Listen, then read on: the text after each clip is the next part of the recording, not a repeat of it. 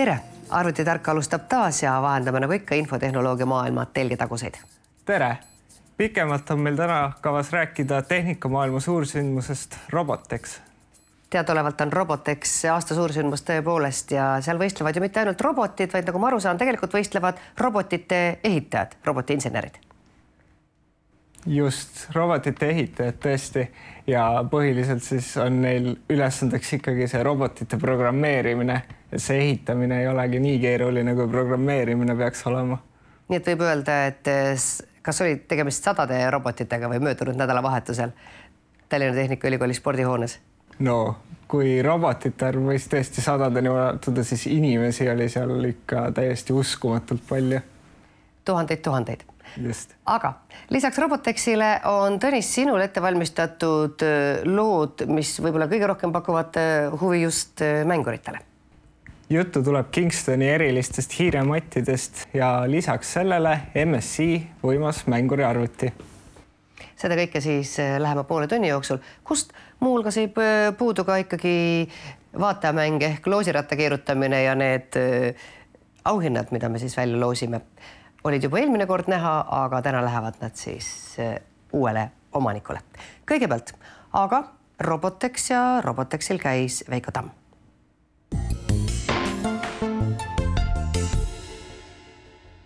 Mis on selle Robotexi kui sündmuse peamiseks eesmärgiks? Peamiseks eesmärgiks on ikkagi noortele tehnika ja teaduse tutvustamine ning nende suunamine inseneri erialadele õppima minemiseks. Aga selle ürituse enda raames ma näen, siin on üsna palju teil esinejaid, kes tehnikaalasid teevad siin Oomipoe ja vaatame, mida põnevat on neil pakkuda ja mida on pakkuda just noorele tehnikahuvilisele. Tegelen nende plaatidega nagu Arduino, Raspberry Pi ja meil mõned teised on täitsa olemas ka. Et näiteks need Arduino lisamoodulid, STM ja ARM kontrollerid. Näiteks siin kõrval on ka Arduino robot, ehk siis sellesama Arduino plaadil ehitatud juba valmis komplekt, mida saab eraldi arendada ja mingit oma projekti ehitada. Meil on täitsa olemas ka meie oma projekt, mille nime on Robi. See on ehitatud Arduino Uno baasil, ehk siis see on selline kontroller. Siis on 2 mootorid ja mootori driver, mis juhib need mootorid. Ja siia ette on pandud ultraheliandur, mis vaatab ja analüüsib, kui kaugel see sein on ja kui on sein, siis see robot sõidab ümber.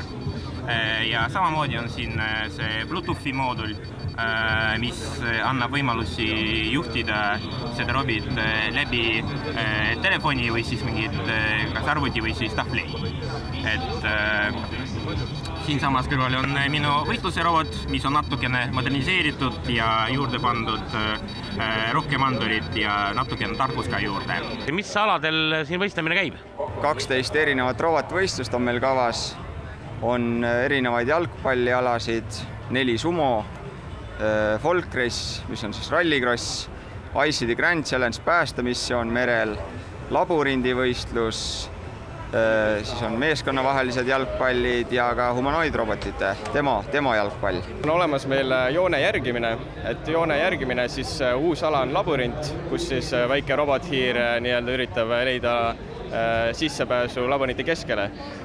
Siis on olemas näohumanoid robotite jalgpall, et need on sellised 60 sentimeetri kõrgused täiesti inimnäolised robotid, kes siis mängivad jalgpalli, et kui nad juhtuvad kukkuma pikali, siis nad tõusevad ise püsti ja mängivad edasi. Et siis on meil olemas folk race, mis on selline robotite rallikrossi võistlus.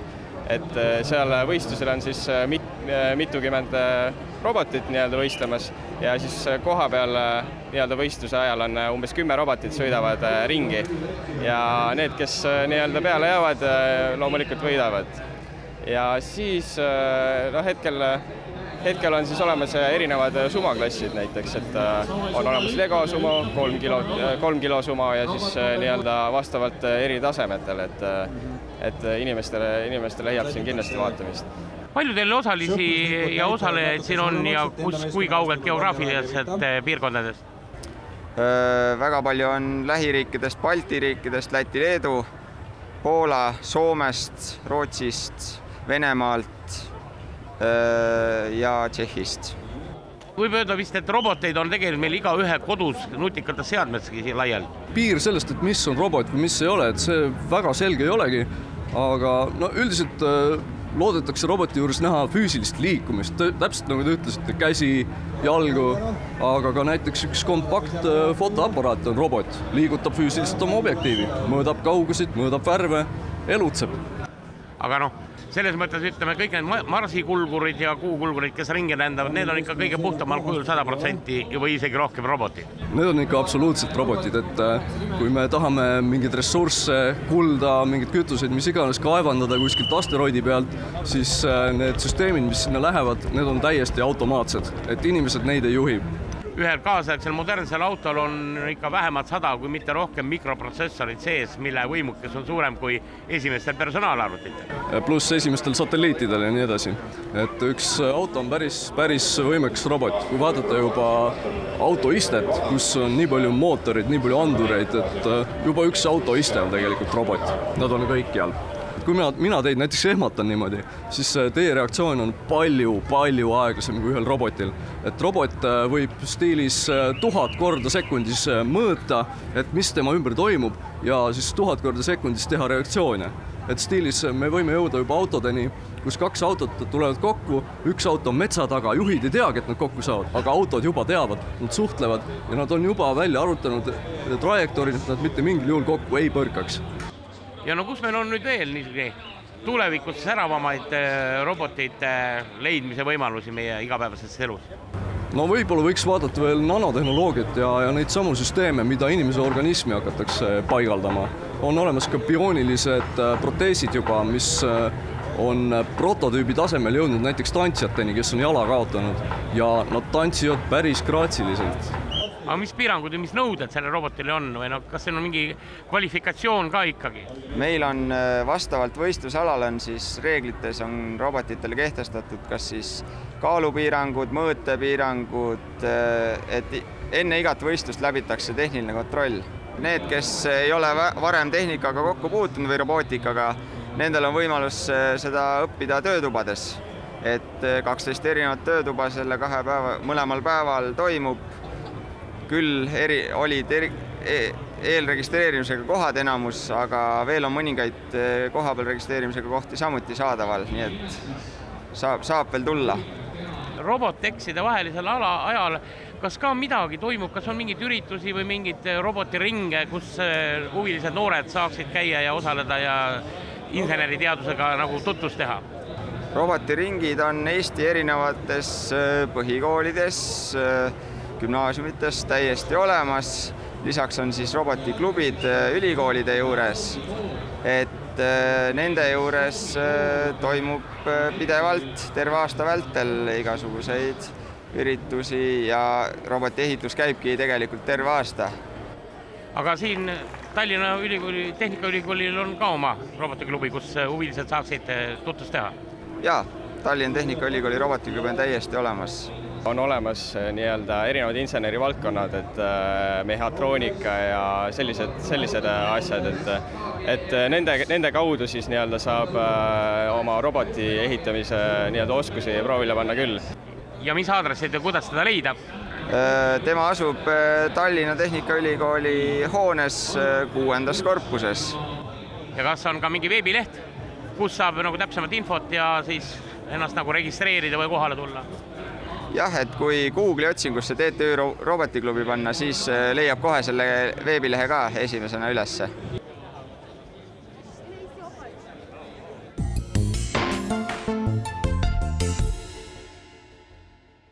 Tõnisel on nüüd kavas tutvustada teile vidinaid, mis mõeldud vist, nagu ma aru saan, ennekõike arvutimänguritele või võin ka mina nendest kasu saada? Ma arvan, et need on jah suunatud põhiosas mänguritele ikkagi. Tegu on siis hiiremottidega, mis kas kiirendavad hiire liikumist või täpsustavad hiire liikumisel siis hiire liigutamise täpsust. Ja Kingston on algselt tuntud ikkagi kui mäluseadmete tootja, et kõrvaklapid ja hiirematid ei ole just otseselt mäluga seotud või on või?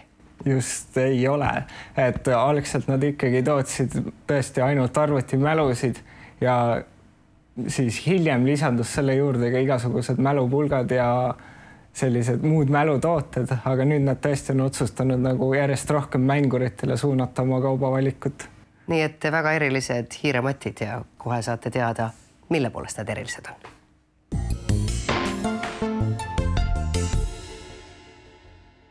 Kingston on läbi teinud päris sellise tõsisema brändi uuenduse, luues endal HyperX seeria ja seda alguses siis mälude baasil ja samuti HyperX seeria SSD tulid, aga nüüd on ka Kingston hakanud tootma perifeeria seadmeid arvutitele.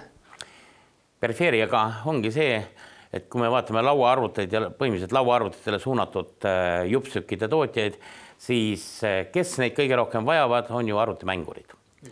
Ja seega iga asi, mis on mängurile kasulik, neid tasub toota, neid tasub teha. Ja nii on meil Kingstonil juures 2 uut toodet. Jep. Ja meil on siis siin kõrvaklapid, väga tõsiselt mänguritele suunatud mudel ja 2 hiirematti. Need on tõesti üllatavad, kui me võtame siin kõrvale tavalise hiiremati, mis on niisugune korralik vannijalamatt, eks ole, suur, paks ja raske. Siin on nüüd eriti paksu mudeliga tegu, see on 4 mm paks.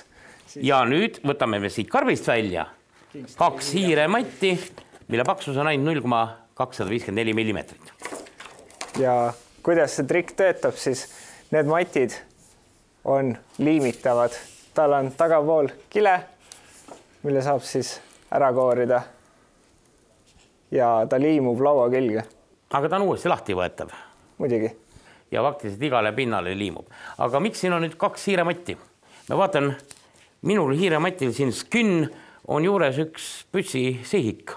Ja teisel hiirematil meil on siin mingi tiivakestega toss.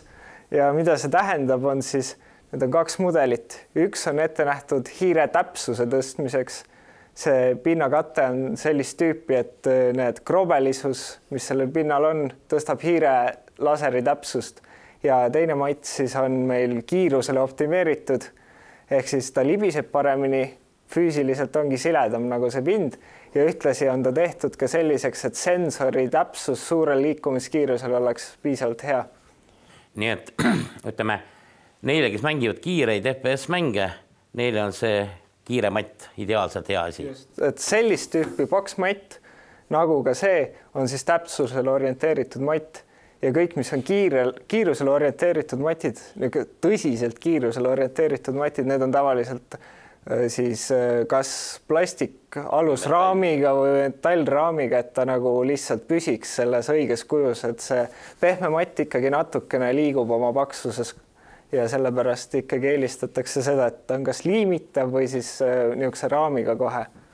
Aga kes täpsustööd teevad, ütleme teine osa lauaarvutite kasutajast on, kes teevad profigraafikat, kes töötavad CAD-iga, kes töötavad 3D CAM programmidega, siis neile see täpsuse matt võiks olla väga suureks heaks abimeheks.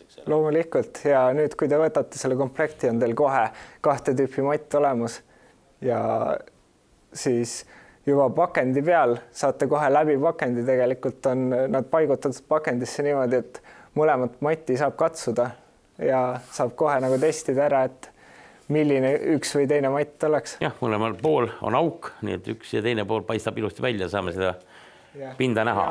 Suuruse poolest, mis ma oskan öelda, et see on niisugune keskmist tüüpi nii-öelda M-suuruse siirematt, nagu öeldakse, et kui siin kõrval see tõeline laudlina, see on siis XL tüüpi matt, et väga suur. Aga paljudel ei olegi laua peal, kui arvuti on laua peal, monitor on laua peal, klaviatuur on laua peal, siis on raske leida sellist tühja kohta, kuhu see matt ära mahutada sinna vahele. Minul näiteks laua peale nii suur matt ei mahuks kuidagi. Just, et selline väike matt ja teine asi alati tegelikult keskeelab lõigaka matt väiksemaks, kui ei sobi. Et alati võib matist lõigata sobiliku tüki, et see ei ole üldse probleem. Niikuinii on need väga kvaliteetsed matid ja seda te ei pea kartma. Sellist tüüpi matti lõigates ei juhtuda ka mitte midagi. Nagu kartongi kääritada kätte. Ta ei hakka kuskilt rebenema ega mitte midagi. See ei ole üldse probleem. Palju see hind on umbes? Praegu ei oska öelda veel, et see on näidis tõesti ja siis eks me varsti saame teada, mis ta turuhinnaks tuleb.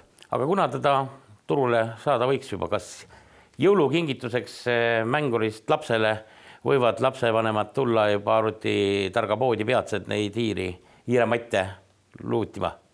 Loomulikult kindlasti loodame lähiajal juba oma lettidel ka näha neid hiirematte.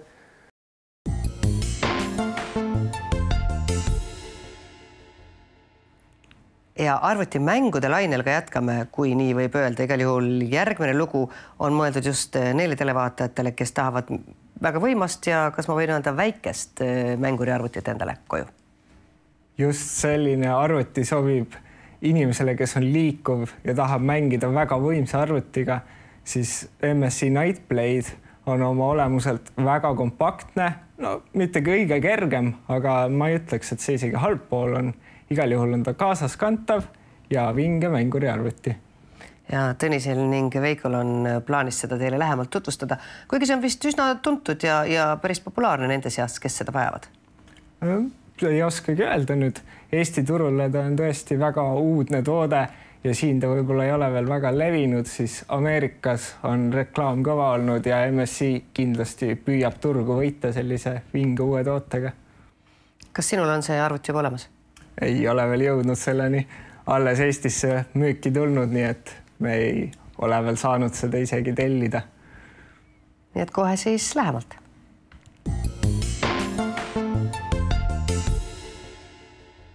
Kuigi paljud kraaksuvad, et sülearvutid võidavad maailma, tahvlid võidavad maailma, ei ole lauarvutid siiski kadunud kuskilt. Alustasime me ju isegi arvutitarga sarja sellega, et Tõnis ehitas meile ühte mänguriarvutit.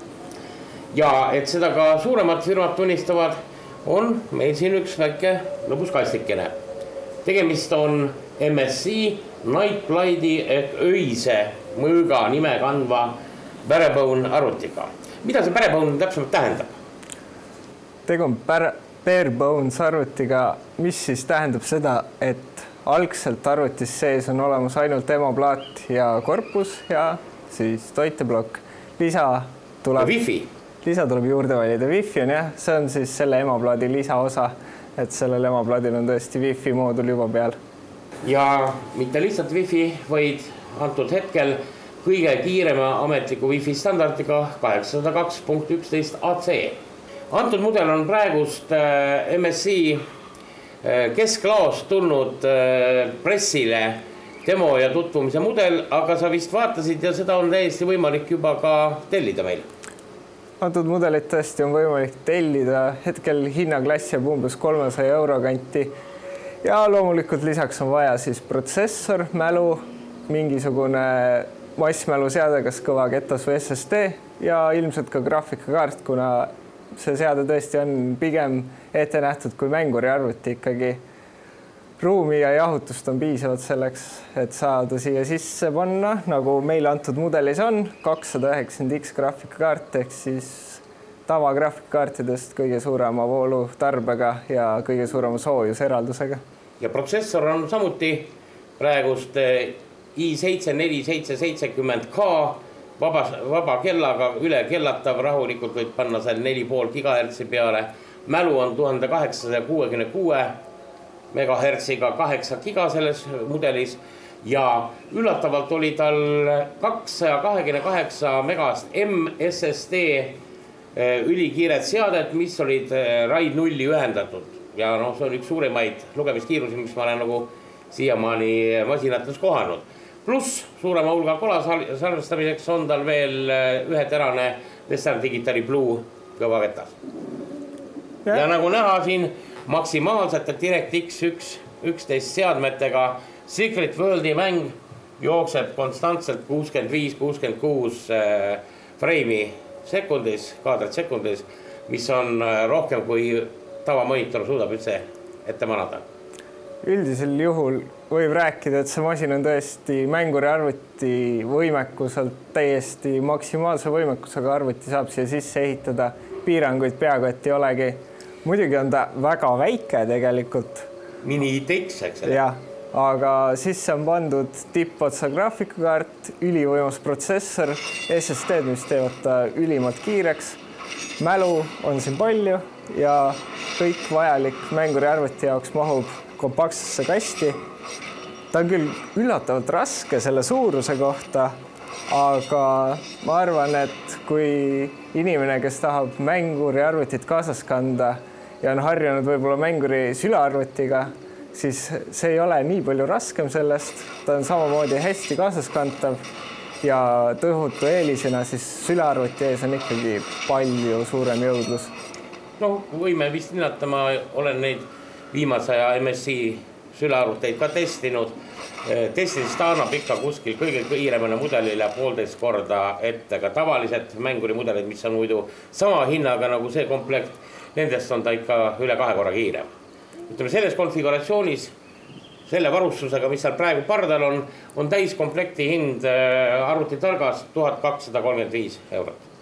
Ja loomulikult annab seda komplekti varieerida, ei pea panema nii võimsat lahendust siia sisse ja pean hoiatama, et tõesti see on natuke vali. Põhiliselt küll üllataval kombel protsessori tõttu, mitte niivõrd graafikakaardi tõttu. Aga võib ka lahjema arvuti ehitada, saab hinnas kokku hoida ja siis see arvuti on ka vaiksem. Aga noh, kui praegu kuulda, kui mitte väga põhja keelatud heliga mäng taustal jookseb, siis me arvuti enda kohinat tegelikult ei kuule. Ta on ikka mõeldud mänguri arvutiks ju. No, üldiselt võib öelda, et mängurid on harjunud selle müraga ja kui nad tahavad endale kompaktset arvutit, siis nad eeldavad, et see teatud määral ka müra tekitab, eriti sellise võimsuse juures. Ja tegelikult, nagu sa ütlesid, jah, kui me valiksime siia mingi normaalse i5 protsessori, paneksime siia näiteks 270X graafikakaardi või 265X-i ja ühe SSD-ga piirduksime. Ma kujutan ette, et selle mudeli hinna me saame hakata kuskil 800–900 € pihta, nii nagu tavaliselt lauamänguri arvuteid on. Ja, absoluutselt. Ja mina tegelikult soovitaks siia kasti kõige rohkem praegu Nvidia 970 graafikakaarti, mis on tõesti nüüd nii väikse voolutarbega, et ta ei tekita põhimõtteliselt üldse müra. Selline arvuti i5 protsessor kõrvale ja saate väga jõulise mänguri arvuti, mis on väga kompaktne, hästi kaasaskantav ja väga vinge. Ütleks, ilus ja seksikas ka. Ta välimus on selline, et ei pea teda häbelikult peitma kuskile laua alla, või ta võib rahulikult elutoas televiisori kõrval troonida ja on niisugune väärikas tehniline pereliige. Loomulikult siis MSI uus ikka Draconi seeria ehk siis ka vastava disainiga on külje peal maalitud Draconi kujuline logo ja eesküljel tuntud gaming logo. Ja. Ehkki mulle ta eemalt meenutab natukene Ferrari embleemi, aga noh, kiirust tal sees ka on ja ega ta on väärt ka seda oleks kandma. Täitsa võimalik, et see ongi selle järgi tehtud.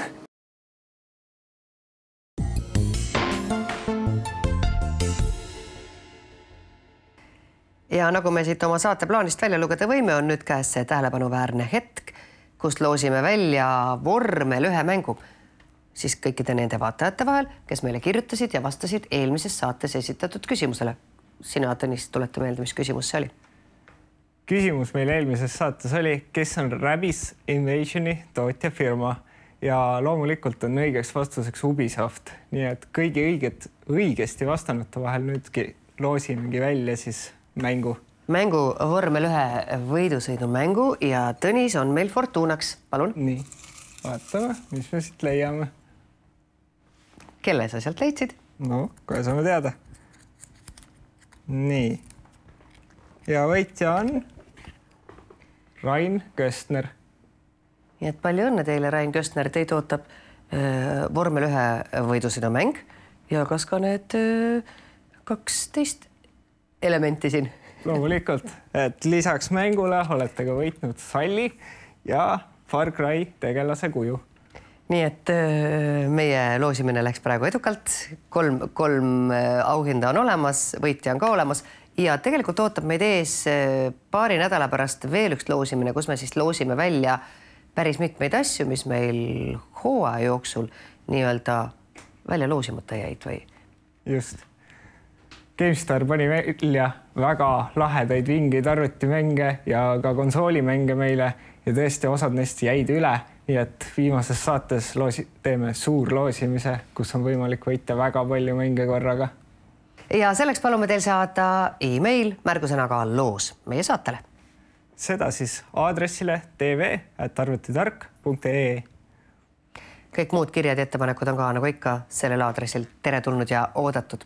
Aga mis muud kui täna ei jää muud üle öelda teile aitäh vaatamast, aitäh osalemast meie loosis ja kohtumiseni. Kohtumiseni.